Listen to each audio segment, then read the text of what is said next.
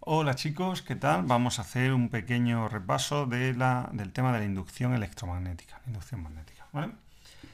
Si recordamos, lo que vimos es que se estuvo buscando cómo generar una corriente eléctrica o cómo generar un campo eléctrico a partir de un campo magnético. Se hicieron muchos intentos, pero no se consiguieron hasta que se dio con la clave.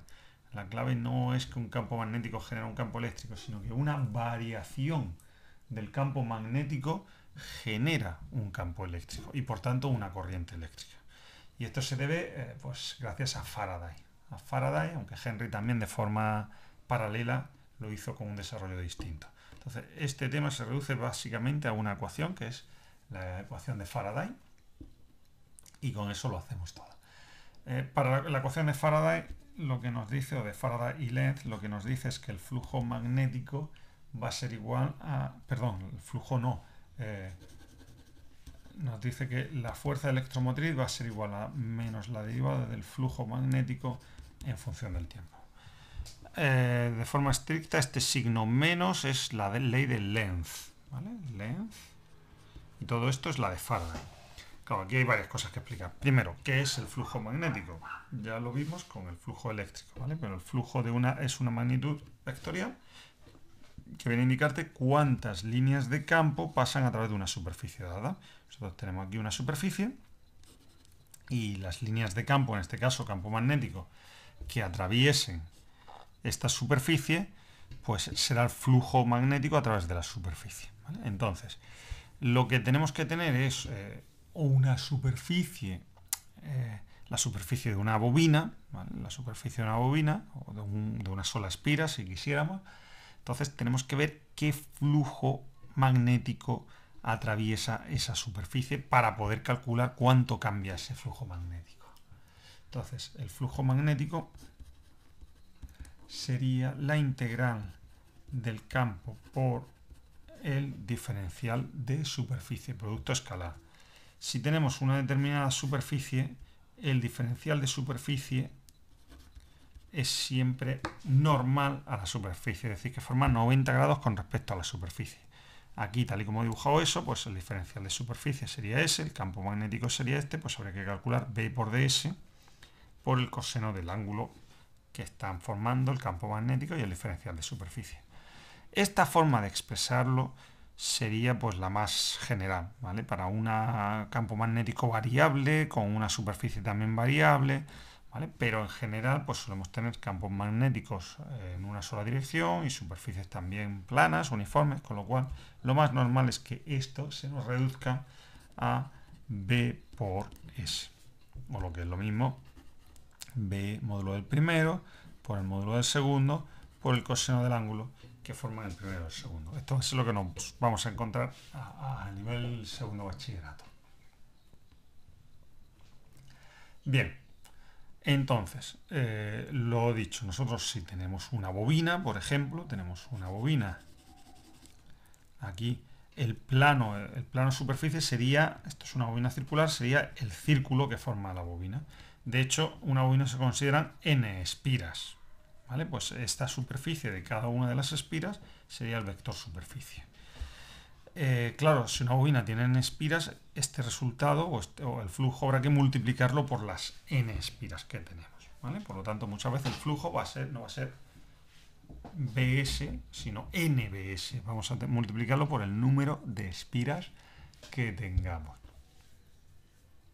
Pues bien, lo dicho, si nosotros cogemos, por ejemplo, supongamos que tenemos aquí una espira donde no hay campo magnético ahí dentro, porque esta es una espira que no está conectada a nada, y de repente hacemos que aumenten las líneas de campo ahí dentro, ¿vale? Una zona donde no había campo magnético, nosotros introducimos, por ejemplo, un imán que mete líneas de campo, porque el imán genera un campo magnético, mete líneas de campo y por lo tanto, durante un periodo de tiempo pequeño hay un aumento en las líneas de campo, se va a generar una corriente eléctrica. Una corriente eléctrica que lo que va a hacer va a ser generar otro campo inducido, menor que el que se ha generado ahora, pero que va a tender a oponerse al cambio en el flujo magnético. Es decir, que si nosotros no teníamos aquí ningún flujo magnético porque no había líneas de campo y de repente metemos líneas de campo, hacemos que las líneas de campo aumenten, la bobina va a generar una corriente en un sentido tal que genera un campo que se oponga al aumento. Una vez que tenemos ya el imán dentro metido y por lo tanto ya si hay un campo magnético, pues la bobina otra vez deja de generar corriente, pues porque ya lo normal es que aquí hay un campo magnético. Pues bien, ahora retiramos el imán rápidamente. Entonces la bobina dice, oye, que aquí hay un flujo magnético, yo no quiero que este flujo desaparezca, pues ahora genera una corriente eléctrica para que haya un campo magnético así, como estaba antes, ¿vale? Entonces generaron una corriente en este otro sentido ahora para producir un campo magnético para allá, mientras que se está retirando el flujo magnético, mientras que se está retirando la línea de campo magnético, ¿vale? Entonces, esa oposición en la corriente eléctrica al cambio en el flujo es precisamente la ley de Lenz. Es la que viene dada por ese signo menos, ¿vale? Claro, esta es la ley de Faraday, ¿vale? Normalmente tenemos menos derivada del flujo con respecto al tiempo.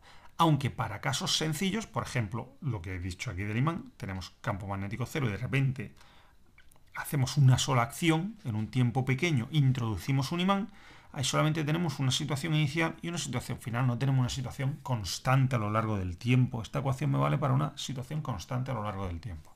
Si yo solamente tengo una situación inicial o una final, es más cómodo utilizar esto, pero en vez de con diferenciales, con variaciones.